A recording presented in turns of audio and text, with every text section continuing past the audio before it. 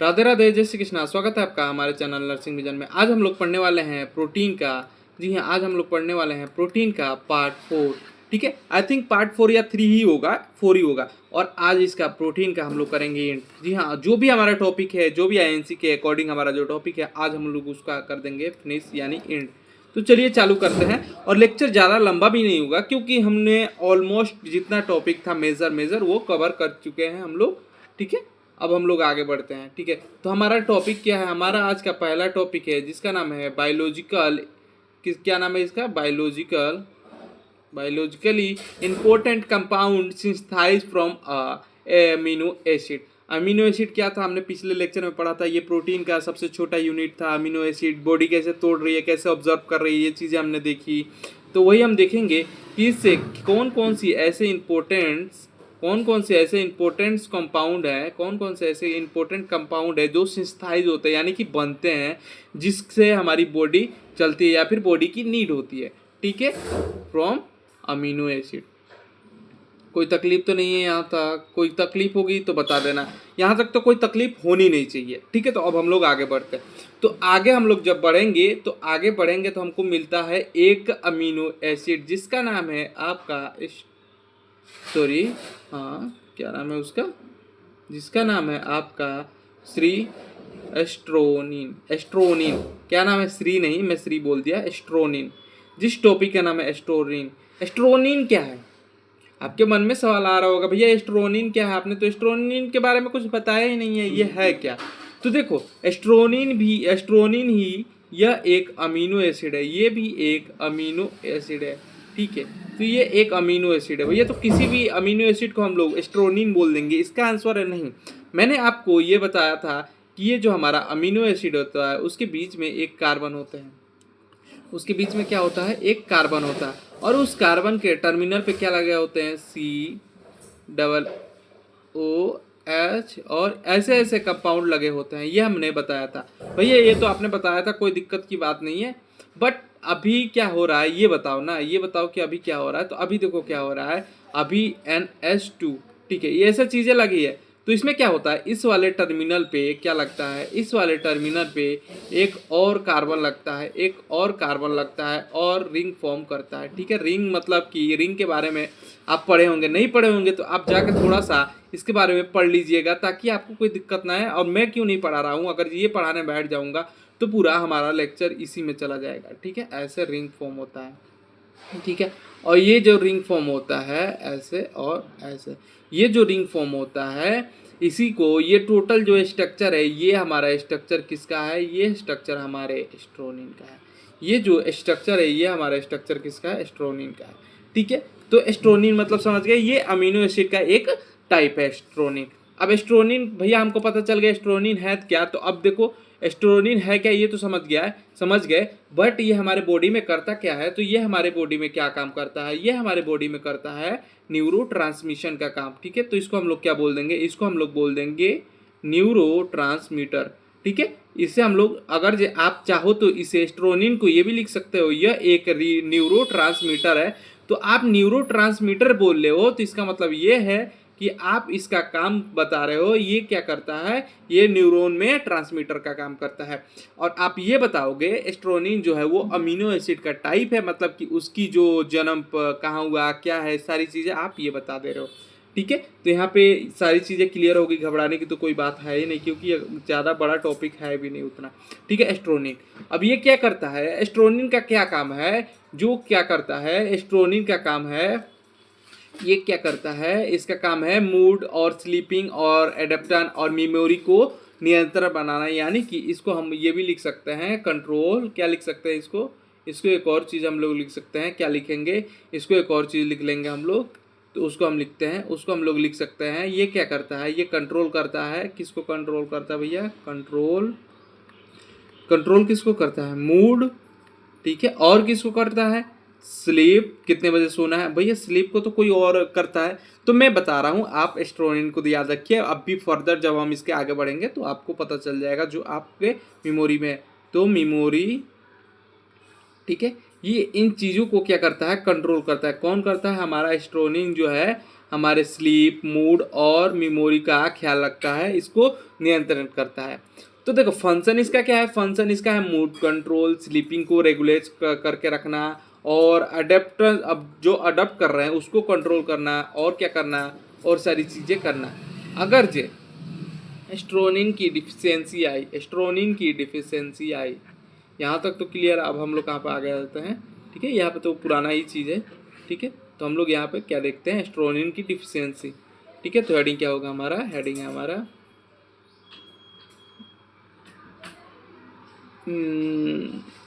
इसी से हेडिंग बनाते हैं रेड कलर से, हाँ। डिफिशियंसी, डिफिशियंसी यानी कि उसकी कमी होना, ठीक है। डिफिशियंसी ऑफ एस्ट्रोनिन, ऑफ एस्ट्रोनिन, ठीक है भैया। एस्ट्रोनिन की डिफिशियंसी आई तो क्या होगा, तो एस्ट्रोनिन यानी कि एस्ट्रोनिन की डिफिशियंसी आई तो क्या होगा। तो देखो क्या होता है, अगर जो इसकी डिफिशियंसी आई तो ज़्यादा कुछ नहीं होगा, हमारा ये जो बॉडी है वो अलूल जुलूल काम करना चालू कर देगा, यानी कि डिप्रेशन होगा भैया, डिप्रेशन, समझ रहे हो, डिप्रेशन। और क्या होगा, डिप्रेशन ये हमारे मूड को कंट्रोल कर रहा था, तो और भैया स्लीप को भी तो कंट्रोल कर रहा था, तो स्लीप रेगुलेशन में क्या होगा, दिक्कत आएगी।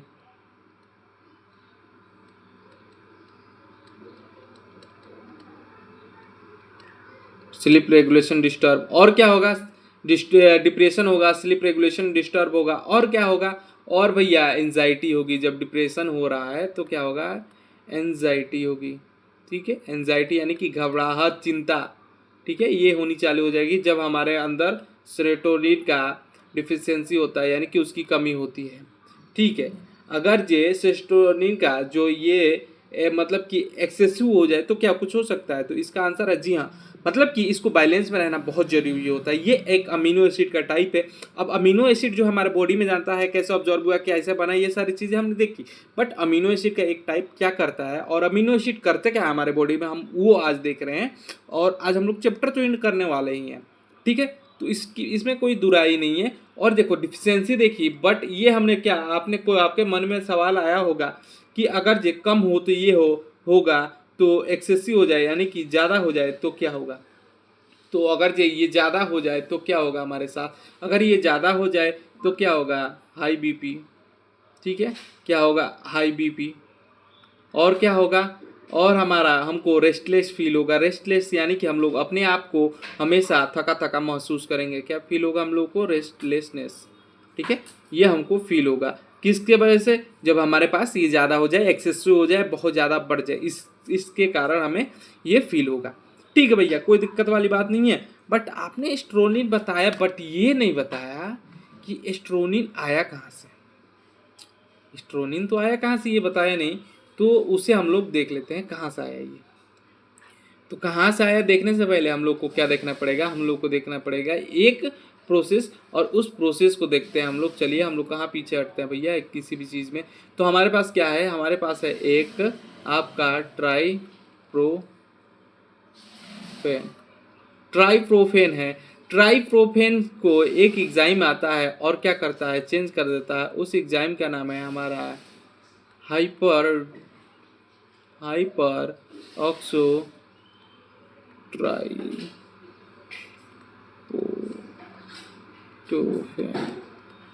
ये इसको चेंज कर देता है, और चेंज करके क्या बना देता है, हमारा एस्ट्रोनिन बना जाता है, एस्ट्रोनिन बना देता है।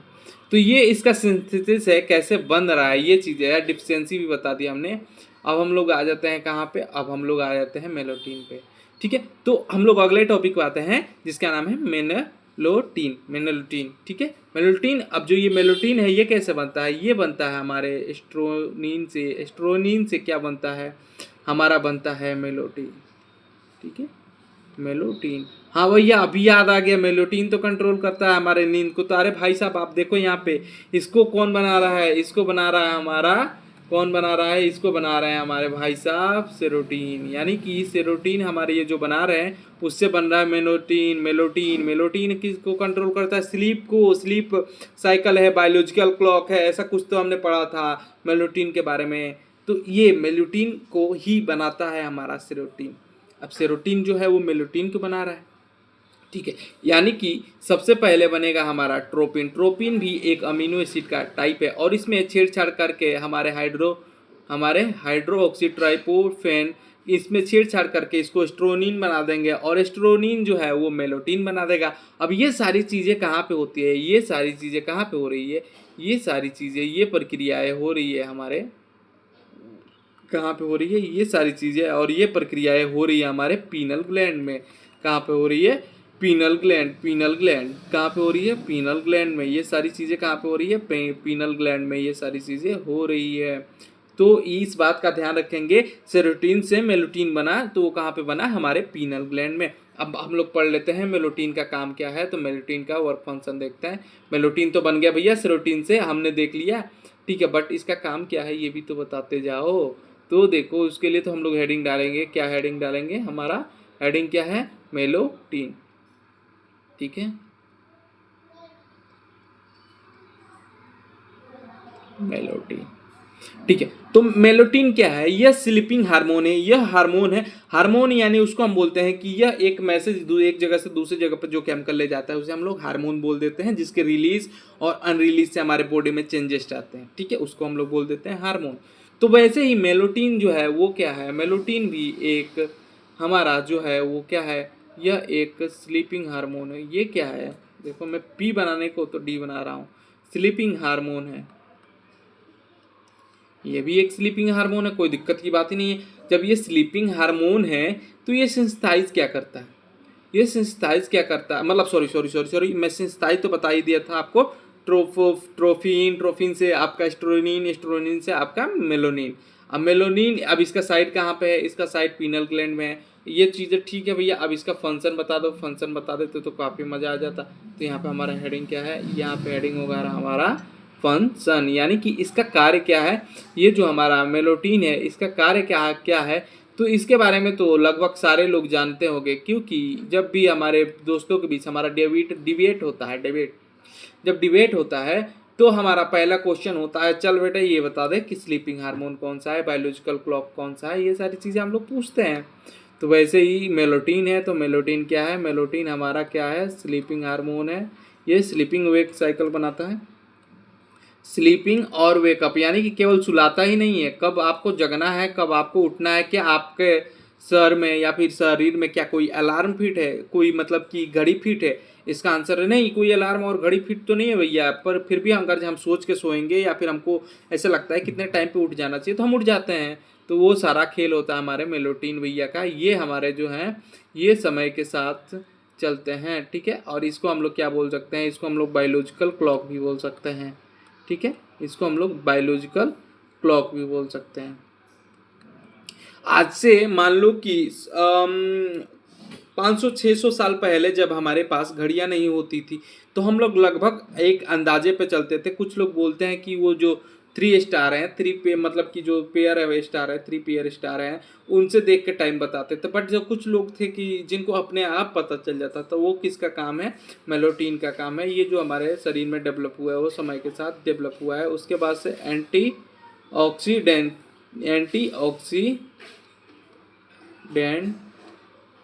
एक्शन, मतलब कि ये मतलब कि एंटीऑक्सीडेंट एक्शन करता है, ऑक्सीडेशन को एंटी करता है। बस अब इसकी डिफिशियंसी से क्या होगा भैया, डिफिशियंसी भी बता दो। चलो इतनी चीज़ें तो बता ही रहे हो तो साथ में क्या बता दो, साथ में ये भी बता दो कि डिफिशियंसी होने पे यानी कि इसकी कमी होने पे क्या होगा, डिफिशियंसी, ठीक है भैया। डिफिशियंसी भी हम लोग देख लेते हैं, अगर ये इसकी कमी होती है तो क्या होगा। तो डिफिशियंसी होने से क्या होगा, इंसोम्निया। इंसोम्निया हम लोग किसको बोलते हैं, इंसोम्निया यानी कहने का अर्थ आता है कि नींद की कमी, मतलब कि नींद आएगा नहीं, बट क्या होगा कि नींद आएगा नहीं और लग रहा होगा कि मैं बहुत आलसी हो गया हूँ, सारी चीज़ें बहुत ज़्यादा मतलब कि आलसी फील होगा अपने आप को। और क्या होगा, और स्लीपिंग डिस्टर्ब, ठीक है। अब जिस स्लीपिंग डिस्टर्ब और इंसोम्निया में क्या अंतर है? इंसोम्निया यानी कि बहुत थका थका फील होना और नींद सी आना, उबासी आना, ये सारी इंसोम्निया हो गई। स्लीपिंग डिस्टर्ब में तो आपको पता ही है कि भाई सोने को नहीं मिलता है। तो यहाँ तक तो आपका मेलोटीन हो गया। मेलोटीन के बाद से आता है आपका कैटोक्लोमिसिन, ठीक है। तो ये ट्राइपोसिन से बनता है। ट्राइपोसिन से कैसे बनता है? ट्राइपोसिन से देखो यहाँ पे एक और साइकिल चलती है। अब देखो यहाँ पे हम लोग क्या कर रहे हैं, यहाँ पे हमारे पास क्या है? ट्राइपोसिन है, ठीक है। ट्राइपोसिन कहाँ पे आया है? ट्राइपोसिन हमारे लीवर ने बनाया अमीनो एसिड को जोड़ के, ये भी अमीनो एसिड है, ठीक है। तो यहाँ पर ट्राइपोसिन है। जब ट्राइपोसिन है तो इससे क्या बनेगा? इससे बनेगा डोपा, ठीक है। और डोपा से क्या बनेगा? डोपा से बनेगा आपका डोपामाइन। डोपामाइन आपने गाना भी सुना होगा कि डोपामाइन वाला। चलो अभी उसका नाम नहीं लेते यहाँ पे, ठीक है। और उसके बाद से क्या बनता है?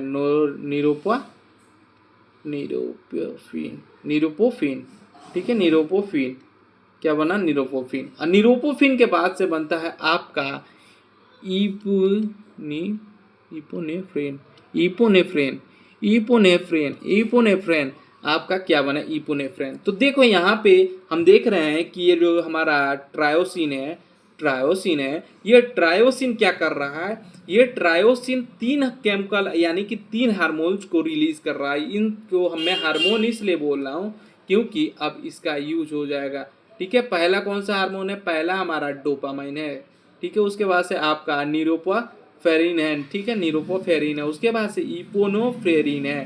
तो यहाँ पे एक डोपामाइन, 2 नीरोपोमाइन, ठीक है। नीरोपोमाइन बोल रहा हूँ, इपोफ्रीन, ठीक है। इप्नोफ्रीन 3 केमिकल 3 हार्मोन यहाँ पे रिलीज हो रहे हैं, ठीक है। तो क्या इन तीनों का यूज है? तो इन तीनों का यूज है तो हम लोग क्या करते हैं, एक एक करके इन तीनों हार्मोन्स को पढ़ लेते हैं क्या यूज है और कैसे बने। तो हमने तो ये देख ही लिया। ट्रायोसिन से क्या हुआ? डोपा बना, डोपा से डोपामाइन, डोपामाइन से आपका नेरोफेनोफ्रीन बना, उसके बाद से नेरोफ्रीन बना, उसके बाद से इपोनेफ्रीन बना, ठीक है। इपोनेफ्रीन बना। अब हम क्या करते हैं? अब हम लोग पहले देखेंगे किसको? पहले हम लोग देखेंगे डोपामाइन को, ठीक है। पहले हम लोग देखेंगे किसको? डोपामाइन को, ठीक है। तो डोपामाइन हेडिंग जल चुका है, कुर्सी की पेटी बांध लीजिए, ठीक है। अब हम पढ़ने जा रहे हैं क्या? डोपामाइन। तो डोपामाइन क्या होता है? डोपामाइन एक हार्मोन होता है, ठीक है। ये क्या है? एक हार्मोन है, ठीक है। ये हार्मोन है, ठीक है भाई, ये तो हमको पता है। तो इसका कार्य क्या है? इसका क्या है? इसका फंक्शन जो है, इसका फंक्शन क्या है? इसका फंक्शन है प्लेजर, यानी कि हमको सुख की अनुभूति कराना, ठीक है। प्लेजर, ठीक है। और क्या होता है? और मोटिवेशन। मोटिवेशन में भी यही रिलीज होता है हमारा डोपामाइन, ठीक है। जिससे हम मोटिवेट होते हैं, I can do it, yes I can do it वगैरह वाला जो फीलिंग आती है वो डोपामाइन रिलीज होने के कारण ही आती है। और क्या होता है? और मूवमेंट कंट्रोल होता है। मूवमेंट कंट्रोल होता है। आज का तो टॉपिक उतना हार्ड नहीं है, तो समझ में आ ही रहा होगा, ठीक है। तो प्लेजर मिला, मोटिवेशन मिला, मूवमेंट कंट्रोल हुआ, ये सारी चीज़ें हुई। किसने किया? हमारे डोपामाइन ने किया। डोपामाइन क्या है? डोपामाइन एक हार्मोन है जो रिलीज करता है हमारा ब्रेन या फिर जो भी सारी चीज़ें। ये डोपामाइन जो है वो हमारे न्यूरॉन्स में रिलीज होते हैं। तो न्यूरॉन्स में रिलीज होते हैं तो हमें फीलिंग आती है प्लेजर की, मोटिवेशन की, और हमारे मूवमेंट को कंट्रोल करता है, ठीक है। तो प्लेजर जैसे कि किसी भी चीज़ को देख के, जैसे आपकी क्रश है, आपको उसको देख के एक सुख की अनुभूति होती है। वो क्यों होती है? क्योंकि आपके दिमाग ने, आपके ब्रेन ने डोपामाइन को रिलीज किया। बस यही, बस इतना ही है भैया लोचा। ठीक है भैया, लोचा तो बता ही दिए। अब एक काम करो और एक चीज़ बता दो, अगर डिफिशियंसी हो जाए तो क्या होगा? डोपामाइन का डिफिशियंसी हो जाए तो क्या होगा? अगर ये डिफिशियंसी में बताने लगूँ तो आप बोलोगे भैया ये सारी चीज़ें तो हमारे साथ हो ही रही है यार, लगता है हमारे में डोपामाइन की डिफिशियंसी आ गई है। तो डिफिशियंसी क्या है? डिफिशियंसी देख लेते हैं भैया। डिफिशियंसी आने से क्या होता है? पार्किंसन डिजीज होता है। पार्किंसन डिजीज यानी कि अपने आप का जो कॉन्फिडेंस है लो। पार्किंसन डिजीज का मतलब ये नहीं है, मैं बता रहा हूँ डिफिशियंसी पार्किंसन डिजीज अगर हम लोग पढ़ने बैठ जाए तो काफ़ी टाइम लग जाएगा। मैं जितना लिख रहा हूँ आप उतना एग्जाम में लिख दोगे, एग्जामिनर एकदम पागल हो जाएगा, भैया कहाँ से पढ़ के आया ये इतनी सारी चीज़ें, वो पागल हो जाएगा। ठीक है, बट उसे मत बताना कि ये फ्री का कंटेंट है। ठीक है, तो ठीक है, पार्किंसन डिजीज हो जाएगा। और क्या होगा भैया, डिफिशियंसी होगी तो भैया बहुत काफ़ी लो फील करने लगोगे, अरे यार छोड़ो यार ऐसे ही होता है वैसे ही होता है, सम हो माया वगैरह वगैरह। मैं ये बोल रहा हूँ कि उसकी डिफिशियंसी होने पे ये चीज़ें होती है, बाकी आप कंट्रोल कर रहे हैं तो वो तो बहुत अच्छी बात है। ठीक है, ये हो गया। और आपका डिफिशियंसी हो जाए तो ये डिजीज हो जाएगी, पार्किंसन डिजीज हो जाएगी भैया। और उसके बाद से क्या होता है, अब आ जाते हैं हम लोग नेफ्रोफिन पे, न्यूरोफिन पे। क्या है हमारा भैया हेडिंग, हमारा जो हेडिंग है इसका नाम है हमारा क्या, न्यूरोफे न्यूरोफेरिन फ्रीन, न्यूरोफेरिन फ्रीन पढ़ लेना अपने आप से। नेफ्रोटीन, अब यहाँ पे हम लोग एक और हार्मोन की बात कर रहे हैं, नेफ्रोटीन। तो नेफ्रोटीन कहाँ से आया, क्या था, कैसे, वो तो हम लोग देख ही लिया। अब ये क्या है, ये भी एक हार्मोन है, ये भी एक हार्मोन है। ठीक है, तो हार्मोन है तो ये करता क्या भैया, जब आप मुसीबत में पड़ते हो तो एक हार्मोन रिलीज होता है, आपको पता है, जिसको आपने क्या नाम दे दिया था, आपने उसको बोल दिया था कि डोपामाइन और सारी चीज़ें रिलीज होती, तो उसका नाम है नेफ्रोटीन। नेफ्रोटीन, इसका काम क्या है, ये हमारे फाइट एंड फ्लाइट मोड पे एक्टिव होता है। ये फाइट और फ्लाइट मोड है। फाइट और फ्लाइट मोड यानी कहने का मतलब है जब कोई ह्यूमन या फिर जब कोई व्यक्ति अपने आप को खतरे में महसूस करता है तो उसकी बॉडी उसके बॉडी में उसकी बॉडी जो है वो एक हार्मोन रिलीज करती है जिसका नाम है नेफ्रोटीन। और ये नेफ्रोटीन क्या करता है, ये नेफ्रोटीन क्या करता है, हार्ट रेट को बढ़ा देता है, यानी कि हमारा जो ये ब्लड है वो पंप कर रहा है वो बहुत तेज़ी से पंप करने लगता है। और क्या होता है, ब्लड प्रेशर बढ़ जाता है, जिसके कारण जो व्यक्ति है वो हाइपर एक्टिव हो जाता है और वो अपने सुपर मोड में चला जाता है, यानी कि वो उस टाइम पे कुछ भी कर सकता है, एनी कैन मतलब कि एनीथिंग डू इट, कुछ भी कर सकता है भैया। तो ये नेफ्रोटीन करवाता है। ठीक है, ये जो काम है वो नेफ्रोटीन कराता है, हमारा नेफ्रोटीन चाचा ये सारी चीज़ें करवाते हैं। ठीक है, तो अभी थोड़ा मैं कैमरा अपना सही कर लूँ, ओके है। तो नेफ्रोटीन ये चीज़ें करवाता है। अब नेफ्रोटीन के बाद से हम लोग आ जाते हैं, एक और हार्मोन है जिसका नाम है हमारा इफ्रोनिटीन। क्या नाम है, इफ्रोटीन। ठीक है, इफ्रोटीन क्या है भैया, इफ्रोटीन क्या करता है, ये देखो, ये भी उसी की तरफ फाइट एंड फ्लाइट मोड पे ही एक्टिव होता है। इसे हम बोलते हैं इमरजेंसी हार्मोन। इमरजेंसी हार्मोन कहने का मतलब है कि आप समझ ही गए होंगे कि ये कब रिलीज होता है, ये इमरजेंसी के टाइम पे रिलीज होता है, इसे हम बोलते हैं इमरजेंसी हार्मोन। ठीक है, ये इमरजेंसी के टाइम रिलीज होता है। ठीक है, जिसमें क्या होता है, आपका ग्लाइकोजन ब्रेक डाउन होना चालू हो जाता है, यानी कि जब हमारा शरीर हाइपर एक्टिव है तो उसको उस टाइम पे बहुत ज़्यादा एनर्जी की नीड पड़ती है ताकि वो सर्वाइव कर सके। तो उस टाइम पे दो हार्मोन रिलीज होते हैं, दो नहीं बहुत सारे हार्मोन रिलीज होते हैं, बट हम लोग मेन कंसीडर इन दो को करते हैं क्योंकि एक क्या करता है, एक एनर्जी प्रोड्यूस कराना जो प्रोसेस है उसको बहुत तेज कर देता है एनर्जी प्रोडक्शन का, और दूसरा क्या करता है, दूसरा उसको मतलब कि एकदम तैयार बैठा भैया कि आई कैन एनीथिंग टू, मैं कुछ भी कर सकता हूँ अपने सर्वाइवर के लिए। ठीक है, और दूसरा करता है भाई तू कुछ भी कर, मैं तेरे को एनर्जी दूंगा बट हमको सर्वाइव करा। ठीक है, वैसे ही हमारा जो ये है हार्ट है। ठीक है, हार्ट क्या करता है, ये हार्ट को रेगुलेट भी करता है, हार्ट रेट को इंक्रीज भी करता है। ठीक है, इंक्रीज भी करता है, दोनों मिलके हार्ट रेट को इंक्रीज करते हैं ताकि हमारे पूरे टिश्यू और हमारे सेल को पूरी तरीके से सुफिशियंट ब्लड सप्लाई मिल जाए। और इसमें क्या होगा, अगर ऑब्वियस सी बात है जब ग्लूकोज का ब्रेक डाउन बढ़ेगा तो ब्लड शुगर ऑब्वियस सी बात है इंक्रीज होगा, यानी कि ब्लड शुगर जो है वो क्या होता है, इंक्रीज होता है। कहाँ पे इंक्रीज होता है, हमारे ब्लड में। कोई बड़ी बात नहीं है इतनी, यहाँ तक तो हो गया। अब हम लोग आ जाते हैं अगले टॉपिक पे। अगला टॉपिक क्या है, हमारा अगला टॉपिक है inborn error of amino acid metabolism.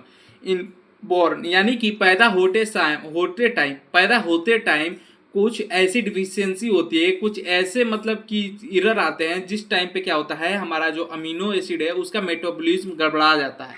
ठीक है, गड़बड़ हो जाता है उसमें भैया। अब इसका हमारा क्या है, इसका हमारा नेक्स्ट टॉपिक है इनबॉर्न।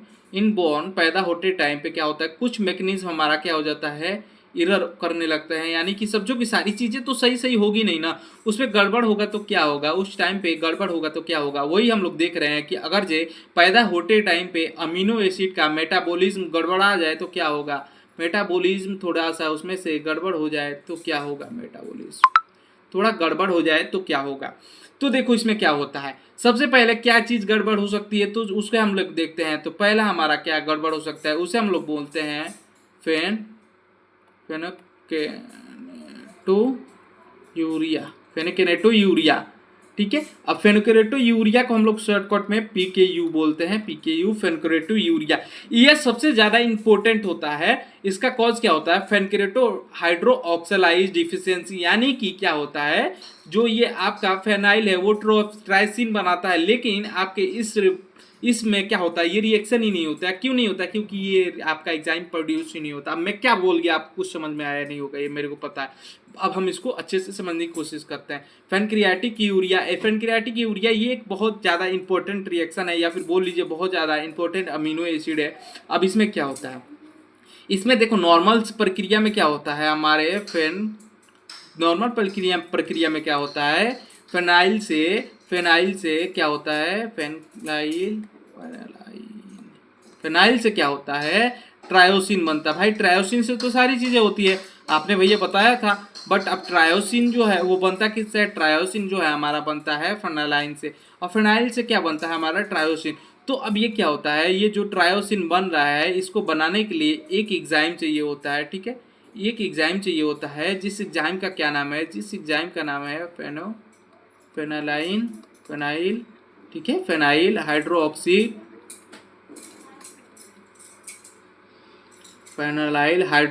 ऑक्सीलेज। ठीक है, अब इसकी क्या होती है, डिफिशियंसी हो जाती है, यानी कि ये जो फेनाइल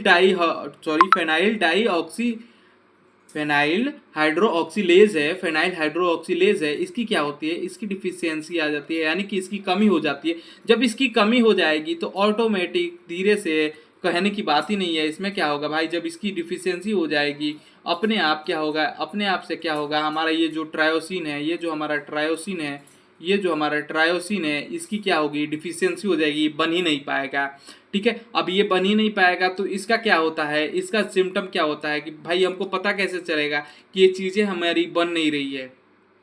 तो इसमें क्या होगा, मेंटल रिटार्डेशन, मतलब कि मेंटली कुछ चीज़ें आपकी गड़बड़ हो जाएगी। ठीक है, और क्या होगा, और आपको देखने को मिलेगा फेयर स्किन कलर, ठीक है, यहाँ पे ये क्या है, सिम्टम है। ठीक है, सिम्टम। ठीक है, फेयर स्किन यानी कि बहुत गोरे लोग जो होते हैं, ये नहीं हो सकता कि वो ज़्यादा खूबसूरत है इसलिए गोरे हैं, उनमें हो सकता है कि फेनाइल की कमी हो, फेनालाइन की कमी हो, यानी कि ट्राइप्सिन ही नहीं बन रहा हो, उनके पास बीमारी हो इसलिए गोरे हैं। आप देखे होंगे कि बहुत ज़्यादा गोरे लोग होते हैं, तो उनमें क्या होता है, ट्राइप्सिन की कमी हो जाती है, या फिर ट्राइप्सिन बन ही नहीं पाता है, और आपका मास्टोसिन यूरिनी ओडूर। ठीक है, मतलब कि जो आपका यूरिन है उसमें से बदबू आने लगता है। ठीक है, ये सिम्टम है। ठीक है, अब इसका डायग्नोसिस क्या है, इसका डायग्नोसिस है न्यू बॉर्न स्क्रीनिंग, मतलब कि बच्चा पैदा हो रहा है तो उसका स्क्रीनिंग करेंगे। स्क्रीनिंग कहने का मतलब है कि उसका टेस्ट करेंगे। स्क्रीनिंग के 3 भाग होते हैं, एक हार्मोन को टेस्ट करते हैं, एक हियरिंग को टेस्ट करते हैं, और एक हार्ट रेट को टेस्ट करते हैं। यानी कि स्क्रीनिंग में हम लोग 3 चीज़ें देखते हैं, हार्ट रेट देख लेते हैं बच्चा का हार्ट कैसा है, और दूसरा क्या चीज़ें देखते हैं, दूसरा उसकी हियरिंग सही है कि नहीं, विजन सही है कि मोटा मोटी, और तीसरा उसका हार्मोन्स वगैरह देखते हैं। इसी को हम लोग स्क्रीनिंग बोलते हैं। तो इसी टाइम क्या करते हैं, इसका ट्रीटमेंट होता है लो फेनाइल डाइट, मतलब कि अपने डाइट में हम लोग इसको इंक्लूड कर लेते हैं। अब हमारा बॉडी नहीं बना पा रहा है इसको, तो हम क्या करते हैं, अपने डाइट में इसको इंक्रीज कर लेते हैं। ठीक है, अब हम लोग आगे आ जाते हैं। आगे आएंगे तो हमको दिखेगा, क्या दिखेगा, आगे हम देखेंगे, हमको देखने को मिलेगा एल्बोलिज्म। ठीक है, एल्बोलिज्म। ठीक है, एल्बोलिज्म क्या होता है, अब देखो, अब तक तो कहानी चल रही थी, पहले हेडिंग डाल लेते हैं हम ना, ताकि क्लियर हो जाए। ठीक है, तो हेडिंग क्या है हमारा, एल्बोलिज्म। ठीक, अब तक कहानी क्या चल रही थी, अब तक कहानी ये चल रही थी कि भैया जो हमारा ट्राइप्सिन है वो क्या करता है, मतलब कि फेनाइल से ट्राइप्सिन नहीं बन रहा है, तो ये दिक्कत थी। अब ट्राइप्सिन बन भी जाएगा ना, ये ट्रायोसिन बन भी जाएगा, तो इससे आगे गाड़ी नहीं जाएगी हमारी। अब ट्रायोसिन ये जो बन गया है, इसके आगे हमारी गाड़ी नहीं जाएगी, ट्रायोसिन के आगे। अब क्या बोल रहे हो भैया, अब इसमें क्या होता है, ट्रायोसिन एंजाइम की डिफिशियंसी हो जाती है, यानी कि ट्रायोसिन तो बन गया है बट ट्रायोसिन के आगे प्रोसीड ही नहीं हो रहा है, तो कोई मतलब है भैया, नहीं मतलब है। अगर जब मान लो हमको, अभी मैं करता हूँ tyrosine enzyme enzyme enzyme deficiency. अब मान लो हमको कि पॉइंट ए से पॉइंट बी जाना है, ठीक है।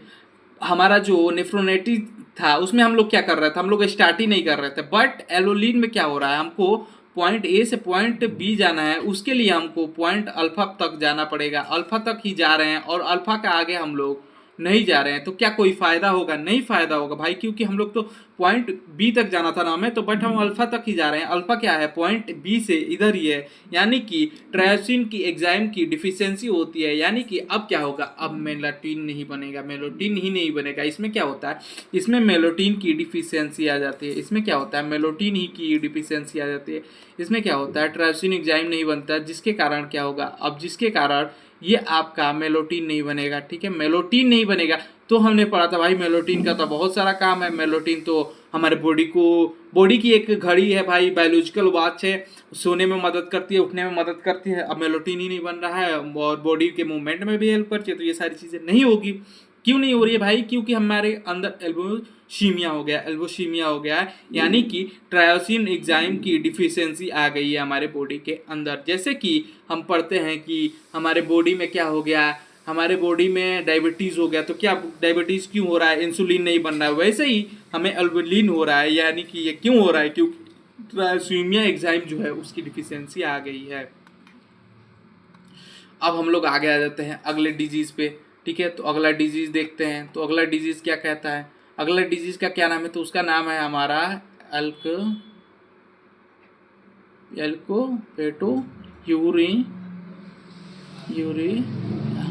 यूनेरिया, ठीक है। इसका नाम है एल्कोपेटो यूनेरिया, ठीक है, यूनेरिया, यहाँ पे एन है, यूनेरिया, ठीक है। तो ये क्या कहता है, इसमें क्या होता है, इसमें देखो, इसमें पहले क्या होता है, इसमें जो हमारा यूरिन है वो क्या होता है, ब्लैक यूरिन कलर हो जाता है, ब्लैक यूरिन कलर, ठीक है। ब्लैक यूरिन डिजीज भी बोल सकते हो इसको आप, ब्लैक यूरिन डिजीज भी बोल सकते हो या कलर भी बोल सकते हो। इसमें क्या होता है, यूरिन का कलर जो है वो ब्लैक हो जाता है। ये क्यों होता है, ब्लैक यूरिनेरिया क्यों होता है, इसमें क्या होता है, इसमें हमारा होमोजेनेटिक्स ये डिफिशियंसी है, यानी कि ये हमारे जेनेटिक्स के कारण होता है, जेनेटिक्स ऑक्सीडेंसिस डिफिशियंसी, यानी कि हमारे जेनेटिक्स में क्या होता है, एक ऑक्सीडेंसिस की डिफिशियंसी आती है, ठीक है। और ये क्या होता है, जिसके कारण हमारा जो यूरिन है वो ब्लैक हो जाता है। इसका सिम्टम क्या है, यूरिन ब्लैक होना, ज्वाइंट पेन होना, ठीक है, ज्वाइंट, ठीक है, ज्वाइंट पेन और यूरिन ब्लैक होना, ठीक है, ब्लैक यूरिन, ये इसका क्या है, सिम्टम है, ठीक है भैया, यहाँ तक तो ठीक है। अब हम लोग आ जाते हैं ट्रायोसोमिया, ठीक है। ट्रायोसोमिया में क्या होता है, ट्रायोसोमिया मेटाबॉलिज्म एंजाइम की डिफिशियंसी आती है। इसमें क्या होता है, लीवर फेलियर, किडनी डैमेज और ग्रोथ रुक जाता है, ठीक है। यहाँ तक ट्रायोसोमिया भी हम लोग देख ले। चलो अब ट्रायोसोमिया में क्या होता है, यहाँ पे ट्रायोसोमिया मेटाबॉलिज्म नहीं होता है, बस अब यही चीज़ें हो गई। अब इसमें ज़्यादा हम डिटेल में नहीं जा रहे हैं, ठीक है। अब हम लोग आ जा रहे हैं अगले हमारे पॉइंट पे। अगला हमारा टॉपिक क्या है, अगला हमारा टॉपिक है प्लाज्मा, अगला हमारा टॉपिक है प्लाज्मा, प्लाज्मा प्रोटीन। अगला टॉपिक क्या है भैया, अगला टॉपिक है हमारा प्लाज्मा प्रोटीन। अब ये प्लाज्मा प्रोटीन क्या होता है, प्लाज्मा प्रोटीन का मतलब होता है, प्लाज्मा प्रोटीन का क्या मतलब होता है, प्लाज्मा प्रोटीन का मतलब होता है ब्लड प्लाज्मा में क्या होता है, कुछ मात्रा में प्रोटीन मौजूद होते हैं। ब्लड प्लाज्मा में क्या होता है, प्रोटीन प्रेजेंट होते हैं, ब्लड प्लाज्मा में प्रोटीन प्रेजेंट होते हैं। अब इसका नॉर्मल क्या होता है, नॉर्मल क्या होता है, लेवल नॉर्मल टोटल जो प्रोटीन है वो कितना होता है, वो होता है 6 से लेके 8 GDL, ठीक है। ये नॉर्मल इसका है, मान लो कि 6 से 8 GDL ये हमारा नॉर्मल प्रोटीन है, ठीक है। ये प्लाज्मा प्रोटीन क्या होता है, ब्लड के प्लाज्मा यानी कि ब्लड में एक प्लाज्मा होता है। प्लाज्मा क्या होता है भैया, ये जो ब्लड होता है उसमें एक लिक्विड सा होता है। अगर जब ब्लड को हम बहुत तेजी से गोल गोल गोल गोल चक्कर खिलाएंगे तो ऊपर से एक लिक्विड आता है और ब्लड जो है नीचे बैठ जाता है, जिसको हम बोलते हैं ब्लड प्लाज्मा। तो ब्लड प्लाज्मा में क्या होता है, इसमें ये होता है कि कुछ मात्रा में प्रोटीन होते हैं जिसका नॉर्मल क्या होता है, जिसका नॉर्मल रेंज क्या होता है, जिसका नॉर्मल रेंज होता है 6 से लेके 8 तक, जिसका नॉर्मल रेंज होता है 6 से लेके 8 तक। कोई दिक्कत की बात नहीं है भैया। अब इसमें क्या होता है, देखो इसमें इसके भी टाइप होते हैं। एक होता है आपका एल्ब्यूमिनिया पढ़े थे, एल्ब्यूमिनिया पढ़ेंगे। अब हम लोग इसका टाइप पढ़ेंगे। इसके कितने टाइप होते हैं, इसके 3 टाइप होते हैं, एक एल्बोन्यूलिया, एक ग्लोबिनिया और एक फाइब्रोनोजेन। देखो इसके 3 टाइप्स होते हैं, तो तीनों को हम लोग क्या करते हैं, एक एक करके पढ़ लेते हैं। सबसे पहले हम लोग क्या पढ़ेंगे, सबसे पहला हमारा हेडिंग क्या बनेगा, सबसे पहला हमारा हेडिंग बनेगा एल्ब्यूमिन। अब एल्ब्यूमिन क्या होता है, ये ब्लड के प्लाज्मा में लगभग 60% प्रेजेंट होते हैं। 60% लगभग ब्लड प्लाज्मा में यही होते हैं, यानी कि ब्लड प्लाज्मा प्रोटीन, ठीक है, ब्लड प्लाज्मा प्रोटीन में लगभग 60% ये प्रेजेंट होते हैं एल्बोनिलिया। अब इनका काम क्या होता है, इनका काम होता है ऑस्मोटिक प्रेशर को मेंटेन रखना, ठीक है। इसका काम होता है ऑस्मोटिक प्रेशर को मेंटेन रखना, ऑस्मोटिक प्रेशर, ठीक है, प्रेशर को मेंटेन रखना, ठीक है। क्योंकि ब्लड में जो ऑस्मोटिक प्रेशर है उसको मेंटेन नहीं रखेंगे तो ब्लड में कब कार्बन डाइऑक्साइड की मात्रा ज़्यादा हो गई, कब ऑक्सीजन की मात्रा ज़्यादा हो गई, ये पता ही नहीं चलेगा। इसका काम क्या होता है, ऑस्मोटिक प्रेशर को मेंटेन रखना। और क्या करना, ड्रग को ट्रांसपोर्ट करना। ड्रग क्या है, ड्रग हम लोग आगे फार्मा में पढ़ेंगे, ठीक है, ट्रांसपोर्ट करना। तो हम लोग क्या कर रहे हैं, ड्रग को ट्रांसपोर्ट करने का हेल्प कौन कर रहा है, एल्बोनिन। और क्या करता है, और ये जब ड्रग को ट्रांसफर कर सकता है तो क्या ये हार्मोन को ट्रांसपोर्ट नहीं कर सकता, हार्मोन को भी ये आराम से ट्रांसपोर्ट करता है। ये काम एल्बोनिन का होता है। ये क्या होता है, ये मतलब कि क्या होता है, ये हमारे किसका टाइप है, ये हमारा टाइप है प्लाज्मा प्रोटीन का टाइप है, ठीक है। अब देखो अगर ये इसकी डिफिशियंसी आ जाएगी, अगर ये क्या हो, यहाँ पे देखते हैं, अगर ये डिक्रीज हो जाए, अगर ये क्या हो, अगर ये डिक्रीज हो जाए तो क्या होगा, अगर ये डिक्रीज हो गया है तो एडिमा यानी कि जो व्यक्ति है वो फूला फूला नजर आएगा, गुस्से में नहीं, उसका सारा शरीर जो है वो फूल जाएगा। उस पे के अंदर क्या देखने को मिलेगा, एडिमा देखने को मिलेगा। अब आ जाते हैं हम लोग दूसरे टॉपिक पे। दूसरा टॉपिक क्या है हमारा, ग्लोबिन, ठीक है। एल्बुमिन देख लिया हम लोग, अब ग्लोबिन पे देखेंगे। ग्लोबिन क्या है, दूसरा टॉपिक हमारा, दूसरा टॉपिक क्या है हमारा, ग्लोबिन। तो ग्लोबुलिन्स क्या है, ग्लोबुलिन क्या है, ये एक अल्फा ग्लोबुलिन और बीटा ग्लोबुलिन और गामा ग्लोबुलिन में डिवाइड होता है। ये ग्लोबुलिन जो है हमारे 3 पार्ट में डिवाइड है। कौन कौन सा पार्ट में भैया, ये 3 पार्ट में डिवाइड है। कौन कौन सा पार्ट है भैया, ये भी बता दो। 3 पार्ट में डिवाइड है तो ये 3 पार्ट में डिवाइड है, तो कौन कौन सा पार्ट है वो देख लेते हैं। ये एक अल्फा ग्लोबुलिन, ठीक है, अल्फा ग्लोबुलिन और बीटा ग्लोबुलिन और क्या है, और आपका गामा, ठीक है, और आपका गामा, मैं फिर गामा लिख रहा हूँ, गामा ग्लोबुलिन, ठीक है। अब ये भैया ग्लोबुलिन तो प्रेजेंट है, ये इसके 3 टाइप है। तो करते क्या है, पहला जो ये आपका अल्फा ग्लोबुलिन है, इसका काम होता है ट्रांसपोर्ट ऑफ प्रोटीन, यानी कि ये प्रोटीन को ट्रांसफर करता है हमारे किसमें, ब्लड से लेके, और जहाँ पे भी उसकी नीड होती है ट्रांसपोर्ट, ठीक है। देखो मैं क्या लिख रहा हूँ, ट्रांसपोर्ट ऑफ प्रोटीन, ठीक है, प्रोटीन को ये ट्रांसपोर्ट करता है। बीटा क्या करता है, बीटा हमारे आयरन को ट्रांसपोर्ट करता है, ठीक है, ट्रांसपोर्ट। और गामा क्या करता है, गामा यानी कि ये एंटीबॉडी को एक जगह से दूसरी जगह पे लेके जाता है, एंटीबॉडीज को एक जगह से दूसरी जगह पे लेके जाता है। ये 3 चीजें हैं और तीनों का काम अलग अलग है। अल्फा बीटा गामा ठीक है, ये ग्लोबुलिन के टाइप है। ग्लोबुलिन जो हमारे ब्लड के प्लाज्मा में प्रेजेंट होता है, प्लाज्मा प्रोटीन में प्रेजेंट होता है, ये प्रोटीन का एक टाइप है। अब ये चीज़ें हो गई। अब हम लोग आ जाते हैं भैया, ग्लोबुलिन तो देख लिया, अब हम लोग आ जाते हैं फाइब्रोजेनेसिस। फाइब्रोजेनेसिस क्या होता है भैया? फाइब्रोजेनेसिस एक बार तो बता दो, हम लोग को कुछ पता नहीं है इसके बारे में। तो फाइब्रोजेन क्या है? फाइब्रोजेन ब्लड क्लोटिंग फैक्टर है, ब्लड क्लोटिंग प्रोटीन है। ये क्या है? ये हमारा ब्लड क्लोटिंग प्रोटीन है। ठीक है, ब्लड क्लोटिंग प्रोटीन है। क्या हमारा फाइब्रोजन ब्लड क्लोटिंग प्रोटीन है। ये क्या करता है? इसका काम क्या होता है? ये हार्मोन को ट्रांसफर करता है, इम्यूनिटी को बना के रखता है। ठीक है, हम लोग क्या लिख लेते हैं? ये क्या करता है? Maintain osmotic pressure. ठीक है, ये क्या करता है? मेंटेन करके रखता है। किसको मेंटेन करके रखता है? ऑक्नेटिव प्रेशर को। ठीक है, और क्या है? और हमारा क्या काम करता है? और ये करता है ट्रांसपोर्ट का काम। ठीक है, ट्रांसपोर्ट का काम करता है, ट्रांसपोर्ट फंक्शन। ठीक है, ट्रांसपोर्ट फंक्शन का काम करता है। ठीक है, और क्या करता है? और इसमें ब्लड क्लोटिंग फैक्टर होते हैं। ब्लड क्लोटिंग फैक्टर कहने का मतलब है इसमें फाइब्रोजन होते हैं। ठीक है, ब्लड क्लोटिंग फैक्टर यानी कि फाइब्रोजन प्रेजेंट होता है, इसमें फाइब्रोजन प्रेजेंट होता है। फाइब्रोजन ही मेन कारण बनता है। अगर जो कहीं पे हमको चोट लग जाए या फिर कहीं पे से कट लग जाए और ब्लड निकलने लगे तो उसको कौन बंद करता है? फाइब्रोजन। और फाइब्रोजन किस में होता है? हमारे फाइब्रोजन के प्रोटीन में यानी कि प्लाज्मा प्रोटीन में प्रेजेंट होता है। अब थोड़े छोटे छोटे टॉपिक है, 5 मिनट के टॉपिक बचे हैं, मैं उसको अभी निपटाता हूँ कि कौन सा टॉपिक है। एक है हमारा, क्या नाम है उसका? प्रोटोनयूरिया। ठीक है, प्रोटोनयूरिया मतलब क्या होता है? प्रोटोनयूरिया का मतलब होता है यूरिन में क्या होता है?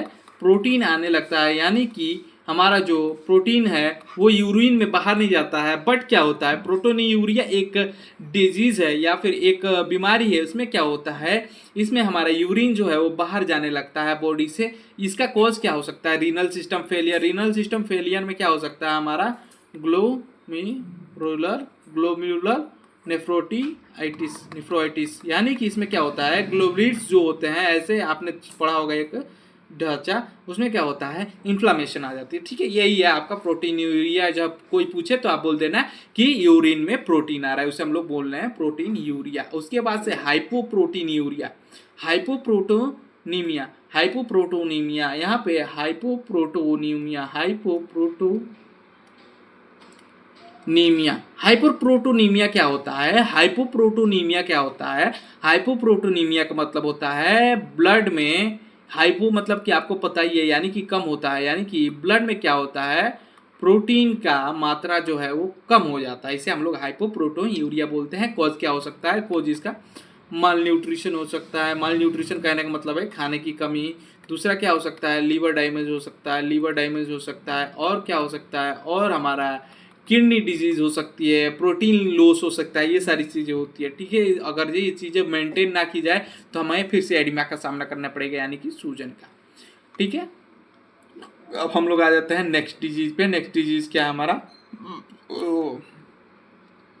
नेक्स्ट डिजीज पे हम लोग आ जाते हैं। नेक्स्ट डिजीज जो है हमारा है